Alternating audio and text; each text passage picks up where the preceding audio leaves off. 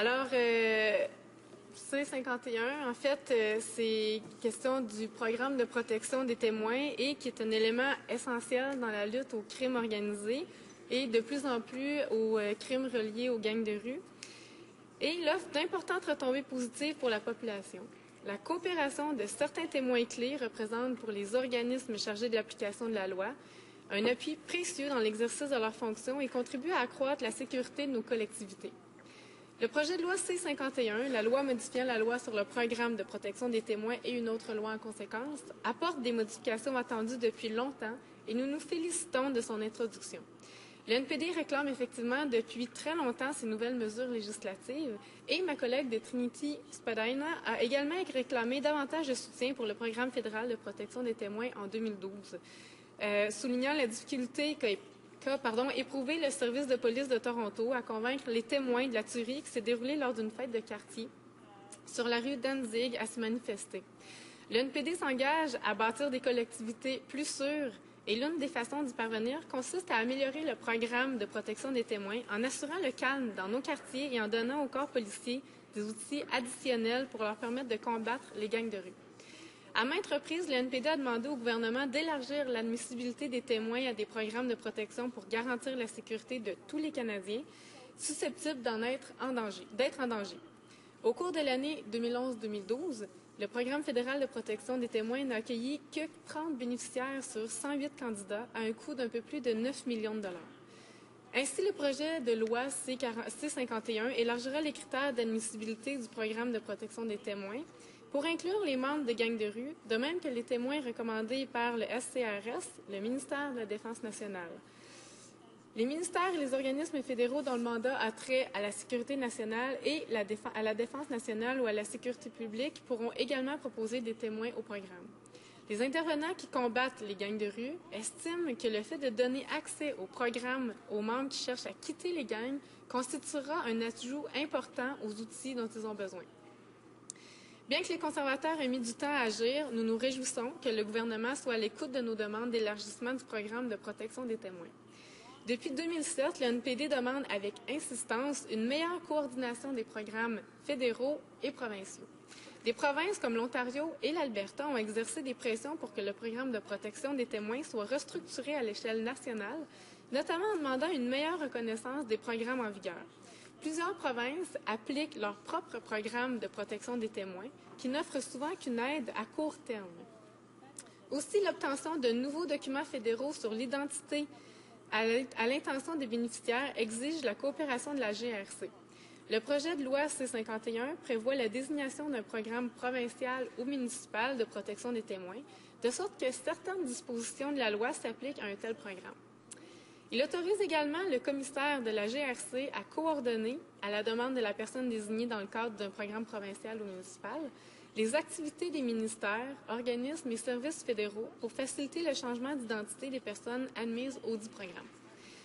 Enfin, le projet de loi propose également d'allonger la période de protection d'urgence pouvant être offerte à un témoin de 90 à 180 jours, ce qui est considérable.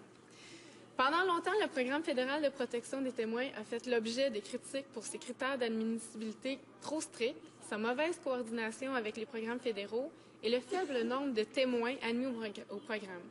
Ce projet de loi tente de s'attaquer à ces lacunes et même si l'NPD appuie ce projet de loi, nous croyons que le gouvernement a omis d'y inclure de nombreuses mesures qui auraient permis une véritable réforme du programme de protection des témoins.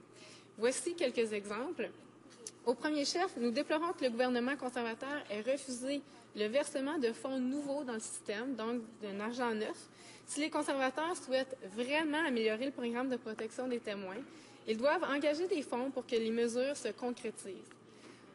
D'ailleurs, un financement insuffisant pourrait compromettre les résultats positifs qui découleraient de l'amélioration du processus d'appui des programmes provinciaux. Le gouvernement conservateur ne reconnaît pas le coût élevé qu'assument les corps policiers locaux. Il existe des programmes provinciaux de protection des témoins, mais si le crime est de nature fédérale ou s'il est lié à la drogue, la GRC prend le dossier en main et impute le coût entièrement aux corps de police locaux, ce que bon nombre d'entre eux ne peuvent pas se permettre. Par exemple, dans mon comté, qui est Bournois-Salaberry, c'est un comté qui longe la frontière américaine et il y a un endroit où il y a beaucoup de trafic de drogue et d'armes. D'ailleurs, ça a fait l'objet d'un reportage au Québec en 2011 et ça a même demandé à ce que le ministre de la Sécurité publique se déplace à Dundee, dans une municipalité de mon comté, où il y a des gens qui reçoivent plusieurs menaces intimidantes, des agriculteurs surtout, qui se font proposer de l'argent et qui n'ont pas vraiment le choix d'accepter et qui ont peur de dénoncer la situation, qui en parlent à leurs conseils municipaux, mais c'est très difficile d'intervenir et quand c'est l'hiver, les trafiquants passent sur le lac et quand c'est l'été, les trafiquants passent dans les champs, donc détruisent certaines récoltes et en plus, c'est très difficile d'intervenir parce que les gens de la GRC manquent de fonds et en plus, il y a un endroit, excusez-moi, je perds le mot, mais il y a à la frontière à la frontière entre les États-Unis et le Canada, il y a des douanes, merci beaucoup, et il y a une douane qui a été fermée à Franklin dernièrement en 2010, ce qui fait en sorte qu'il y a encore moins d'agents qui sont en patrouille et qui accentue le problème de surveillance. Aussi, la GRC a affirmé par l'entremise de son site Internet, et je cite, qu'il arrive parfois que les coûts de protection des témoins nuisent aux enquêtes, plus particulièrement dans les cas de petits organismes d'application de la loi. Et je ferme la parenthèse. Pourtant, le ministre de la Sécurité publique a déclaré que la GRC et les services de police locaux doivent se contenter de leur budget actuel.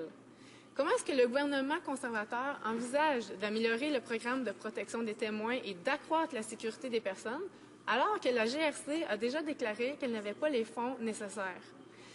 Afin d'améliorer la sécurité des collectivités, les corps policiers locaux doivent recevoir tout le soutien nécessaire pour recruter les témoins relatifs à des affaires de gangs de rue, par exemple, ou de trafic de drogue ou d'armes.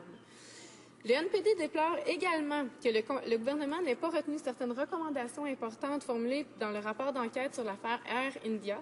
Le juge O'Connor y avait souligné, entre autres, la nécessité de créer un organisme indépendant chargé de mettre en œuvre le programme de protection des témoins afin de le rendre plus transparent. Il avait également recommandé la création d'une commission consultative indépendante faisant office de chien de garde afin d'accroître la reddition de comptes. Puisque ce projet de loi n'apporte aucun changement à ce niveau, la GRC continuera à assumer la responsabilité du programme, ce qui la place dans une éventuelle situation de conflit d'intérêts, étant donné qu'elle est à la fois l'organisme d'enquête qui décide qui reçoit la protection. Donc, la commission d'Air India n'est pas la seule à avoir soulevé le besoin d'une réforme en profondeur du programme de protection des témoins. Et en 2008, un comité de la Chambre des communes a également recommandé que le programme soit transféré à un organisme indépendant. Donc, pourquoi le gouvernement conservateur ne s'engage pas à augmenter la transparence du programme? La création de cette commission consultative indépendante a été également réclamée par la GRC pour justement plus de transparence. Alors, Monsieur le Président, bien que les conservateurs aient mis beaucoup de temps à proposer ce projet de loi, nous nous réjouissons du côté du NPD que le gouvernement soit à l'écoute à nos demandes d'élargissement du programme de protection de témoins. Par contre, nous sommes contraints de constater que le projet de loi C-51 fait très peu à l'égard de certains changements qui doivent y être apportés. Certaines décisions du gouvernement, dont celle de ne pas octroyer de financement additionnel à la GRC et aux corps policiers locaux, mettent en péril les améliorations apportées à ce programme par le projet C-51. J'exhorte le gouvernement conservateur, donc, à donner aux corps policiers toutes les ressources nécessaires pour la bonne conduite de ce programme, si important pour la sécurité de nos collectivités. Je demande également au gouvernement de faire tout en son pouvoir pour augmenter la transparence du programme. De notre côté, nous continuerons de presser le gouvernement pour qu'il donne suite aux préoccupations légitimes de nombreux intervenants, dont celles de la GRC et des communautés locales. Merci beaucoup, Monsieur le Président.